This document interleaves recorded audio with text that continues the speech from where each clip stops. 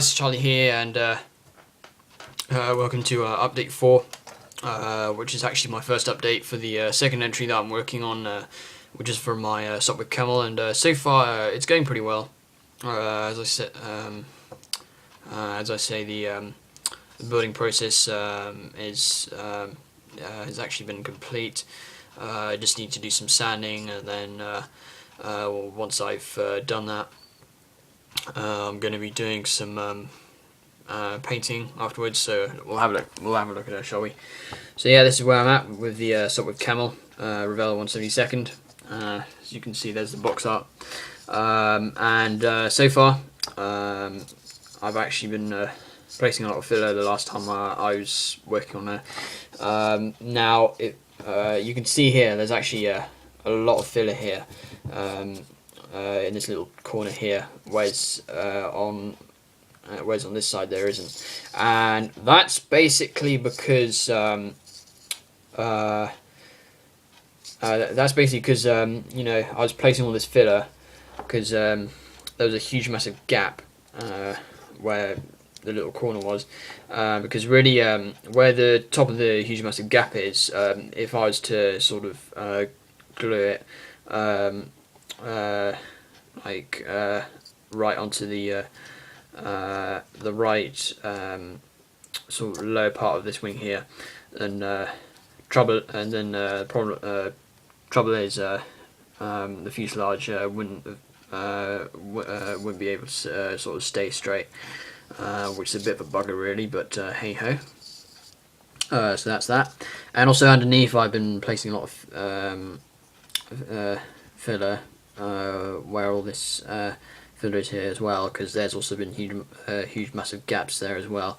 So yeah, that's basically that. And also where you've got the little pilot here, it's the pilot figure is actually attached to the seat, and for this pilot here, it's the only part that you get in the interior, because as you can see there's clearly no detail in that interior whatsoever, apart from the fact that you just get one part, which is the figure, and also, as you can obviously tell, I've got the machine gun placed on. So yeah. And also on the upper wing, if you want to know why I've actually been if you want to know why you've got these huge massive dots here, it's basically because I've been placing filler on top of these dots, because where all the filler is here, on at the bottom of that, there's actually a few injector pin marks. So I just thought, why not just place some filler on, just to make things easier, and just to sand them down, rather than just like sanding the injector pin marks off. Because literally, if I did do that option, then it would have taken me ages to do that. So yeah, it's basically that. So yeah, that's where my camel is so far. As I will say, she's turning out pretty nicely. Just need to do the sanding and then just paint it rather. So hopefully I should get this little guy finished in a few days' time. Maybe I don't know, 3 or 4 days' time or something like that. And if you want to know where all the parts are, I've got them in here. You can see you've got the engine cowling here with the propeller attached onto it, and also that little and also for this little bomb rack here, that actually goes underneath the aircraft, sort of behind where this huge massive amount of filler is. So that's that, and you've also got the undercarriage struts with the wheels on. Now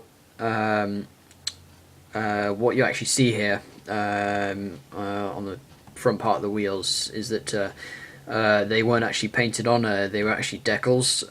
So basically what I did was that I actually cut one part off this decal here, just so therefore, you know, most of the decal wouldn't actually sort of stick out really. So that's basically what I did, and then when I applied these two decals on, I was placing. I then decided to place 2 sets of microsole just to sort of stick in to the wheel, to the front wheel, and that's how I did it. So yeah, that's that. Then you got the engine cowling. Oh, sorry, I just dropped it. So yeah, this is the engine cowling with the propeller, which I've got to say looks pretty cool. As you can see, the red is actually a satin red, which is from a Revell acrylic, and I've also been placing a little wash into the engine just to make it look nice. And yeah, that's basically how far I'm getting with my Sopwith Camel,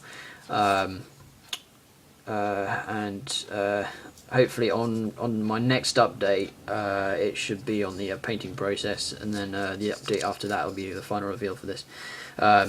So once I get this Sopwith Camel done, I'm not going to jump straight into the Spatter 13. I'm literally just going to sort of give my World of One group build a slight break, because what I'm going to be doing after my Sopwith Camel is that really there's a kit that I really have to get on with, and I've only done one update video for it, and I know a lot. I've been talking about this kit a lot to you guys, and that's the Airfix Mosquito. You can see there, really there hasn't really been that much difference since I last showed in my August update. So really, I've not been doing anything to it at all recently. So really, I've just got to give myself a chance to just get on with the Mosquito. Really. So yeah, that's that. Also, I went to my local hobby shop today, and I didn't actually buy any model kits, because you know I've got a huge massive amount of model kits in my stash. But instead, what you've got here is what I bought today. So I bought this for the grey paint for the Mosquito, just to paint the grey onto it, which is why I bought this. Number 64L grey, I think it is. And then bought some Revell putty, which I find pretty useful in mind, and it's very good stuff. So yeah. And then these brushes here are the Humbrol Stribble brushes, which I got for £9, and although it's quite an expensive price for a pack of paint brushes, really that's that. But yeah, I bought these brushes because I actually find that Stribble brushes are actually ideal for you know, applying weathering onto armored models and stuff like that. So I just thought, why not try these out for some weathering and stuff like that, which I think are the most sort of perfect ideal brushes for that. So yeah, anyway, that's my Sopwith Camel so far, and I shall no doubt see you guys on my next update, either my next update or maybe something different, I don't know, but hey ho. Anyway, guys, take care of yourselves, have fun, happy modelling, and stay safe. Alright, take care guys, all the best.